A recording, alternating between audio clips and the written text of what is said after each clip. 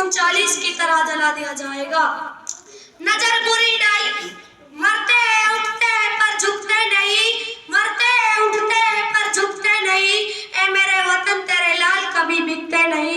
चुनांचे साहबी ने हजरत 1857 की जंग आजादी के बाद अंग्रेजों ने मुहिम चलाई और ये कह दिया गया जहाँ भी तुमको कोई दाढ़ी वाला या कोई टोपी वाला नजर आए, किसी से पूछने की जरूरत नहीं, कोई मालूम करने की जरूरत नहीं, कोई मौलवी मुल्ला नजर आए उनको पकड़ काट कर फांसी के फंदे पर लटका देना।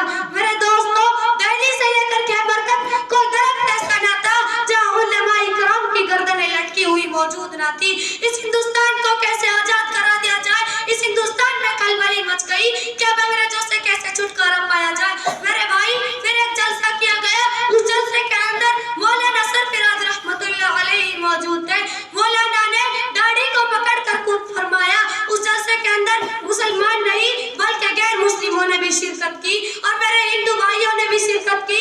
उन्होंने अपनी दाढ़ी को पकड़कर कुछ कहा और पढ़ा कि मेरे भाइयों, इस मुल्क को कैसे आजाद करा दिया जाए। अंग्रेजों ने हमारे बच्चे को अपने कब्जे में ले लिया, पूरे हिंदुस्तान के ऊपर अब अंग्रेजों का कब्जा है। अंग्रेजों के खिलाफ कोई आवाज उठाने वाला नहीं है, कोई आवाज उठाता है तो उसको भी कत्ल कर दिया जाता है।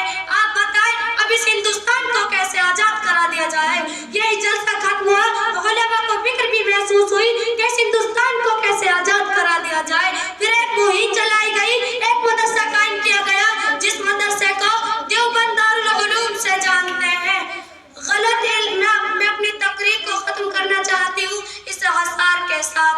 गलत इल्जाम है हम पर, हम वफादारी नहीं करते, गलत इल्जाम है हम पर, वफादारी नहीं करते, मोहब्बत बांटते हैं हम, अदाकारी नहीं करते। अस्सलामु अलैकुम व रहमतुल्लाहि व बरकातहू।